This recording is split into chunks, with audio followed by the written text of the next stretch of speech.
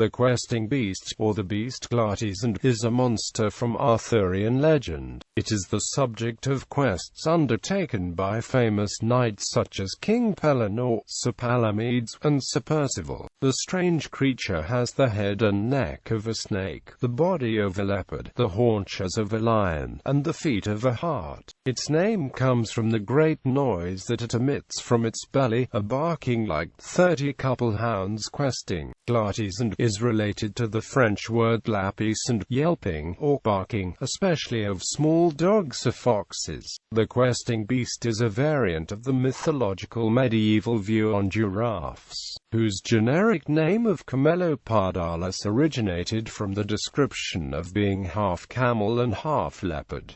Early accounts. The first accounts of the beast are in the Pearl's Vows and the post-Vulgate Suite du Merlin. The post-Vulgate's account, which is taken up in Thomas Malory's La Morte d'Arthur, has the questing beast appear to King Arthur after he has had an affair with his half-sister Morgase and begotten Mordred. Arthur sees the beast drinking from a pool just after he wakes from a disturbing dream that foretells Mordred's destruction of the realm. He is then approached by King Pellinore, who confides that it is his family quest to hunt the beast. Merlin reveals that the questing beast had been born of a human woman, a princess who lusted after her own brother. She slept with a devil who had promised to make the boy love her, but the devil manipulated her into accusing her brother of rape. The father had him torn apart by dogs as punishment. Before he died, however, he prophesied that his sister would give birth to an abomination that would make the same sounds as the pack of dogs that was about to kill him. The beast has been taken as a symbol of the incest, violence, and chaos that eventually destroys Arthur's kingdom.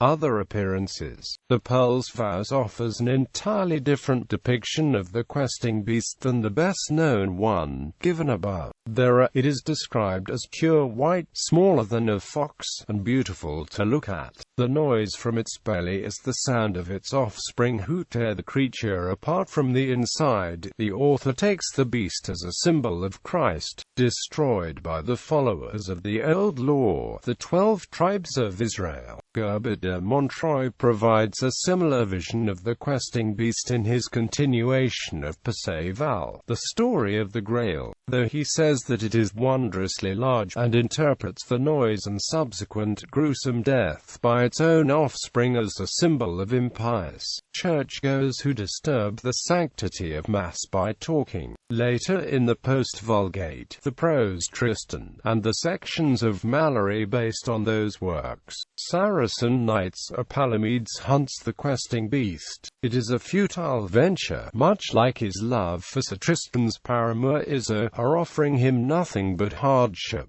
In the post-Vulgate, his conversion to Christianity allows him relief from his endless worldly pursuits, and he finally slays the creature during the Grail quest after he, Percival, and Galahad have chased it into a lake. The questing beast appears in many later works as well, including stories written in French, Spanish, and Italian.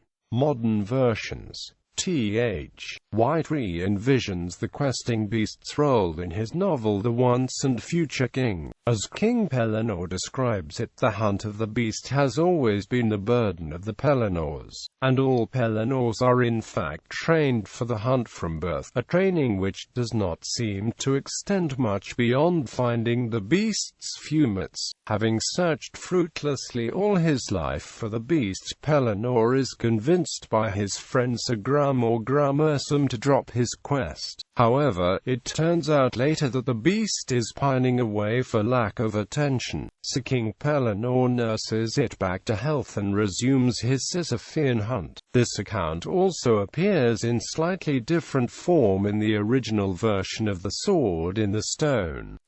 King Pellinore is imprisoned by Galapis the giant, but he is saved by the beast who turns up to rescue him, as well as Merlin and Arthur, who happen to be there at the time. Galapagos ends up barricaded in his topmost tower, shrieking, "Let go of me, you awful animal," and shouting to be rescued by the fire brigade. Later, the beast falls in love with Sir Palamedes, who briefly disguised himself and Sir Percival as the beast herself in order to raise Pellinore's spirits when he is pining for his lover. White explains that this is why it is Palamedes who is seen pursuing the beast later in Malory's work. The questing beast appears in La Morte d'Arthur, the season finale of Season 1 of the BBC series Merlin. The questing beast also appears in the Thursday Next series by Jasper Fforde, although it is not described. Here it is also hunted by King Pellinore as part of his family's tradition and burden.